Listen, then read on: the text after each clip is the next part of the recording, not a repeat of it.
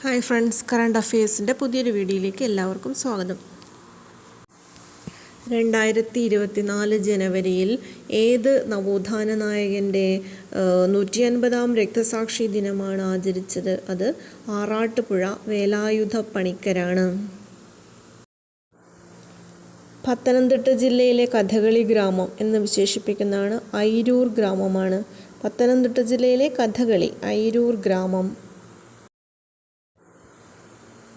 29ാമത് വള്ളത്തോൾ സാഹിത്യ പുരസ്കാരം നേടിയ വ്യക്തി ആര് എന്നുള്ളതാണ് അടുത്ത ചോദ്യം. അത് പോൾ സക്കറിയാണ്. 29ാമത് വള്ളത്തോൾ സാഹിത്യ പുരസ്കാരം നേടിയത് പോൾ സക്കറിയ. ഊരൂട്ടമ്പലം സർക്കാർ UP സ്കൂളിൻ്റെ പുതിയ പേര് എന്താണ് എന്നുള്ളതാണ്.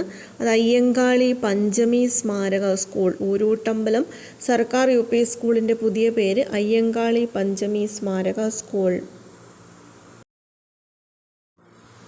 അപ്പോൾ 2024 മാർച്ചിൽ 100-ാം വാർഷികം ആചരിച്ച കേരളത്തിലെ ഒരു പ്രക്ഷോഭത്തിൻ്റെ പേരെന്താണെന്ന്. അപ്പോൾ വൈക്കം സത്യാഗ്രഹമാണ്. 1924 മാർച്ചിൽ 100-ാം വാർഷികം ആചരിച്ചത് വൈക്കം സത്യാഗ്രഹം ആണ്.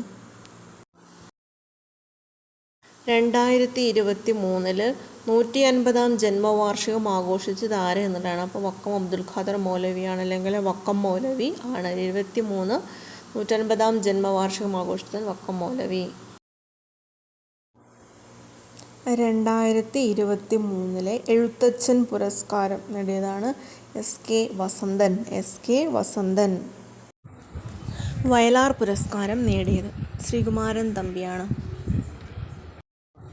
2024 ആദ്യമായിട്ട് ISRO വിക്ഷേപിച്ച ഉപഗ്രഹം ഏതാണ്? അത് എക്സ്പോസാറ്റ് ആണ്. എക്സ്പോസാറ്റ്.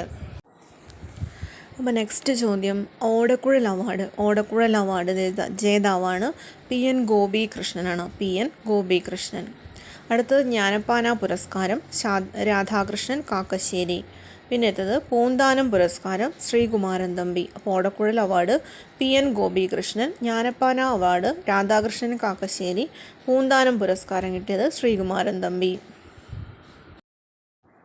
2023 ശ്രീനാരായണ ഗുരുവിൻ്റെ ആലുവ സർവമത സമ്മേളനത്തിൻ്റെ 100-ാം വാർഷികത്തിൽ കേരള സാഹിത്യ അക്കാദമി പുറത്തിറക്കിയ സ്മാരക ഗ്രന്ഥത്തിൻ്റെ പേരെന്താണ് എന്നുള്ളതാണ്.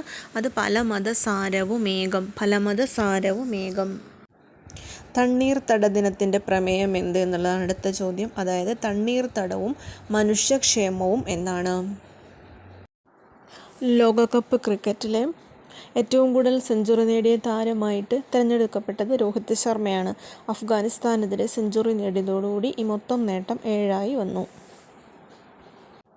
അടുത്ത ചോദ്യം, സംസ്ഥാന സ്കൂൾ കായികമേളയിൽ കിരീടം നേടിയ ജില്ല ഏത് എന്നുള്ളതാണ്. കായികമേളയിൽ പാലക്കാടും, കലാമത്സരം അല്ലെങ്കിൽ സംസ്ഥാന സ്കൂൾ കലാമത്സരത്തിൽ 1-ാം സ്ഥാനം നേടിയ ജില്ല കോഴിക്കോടുമാണ്. അപ്പോൾ കായികമേളയിൽ പാലക്കാടും, കലാമത്സരത്തിൽ കോഴിക്കോടുമാണ്.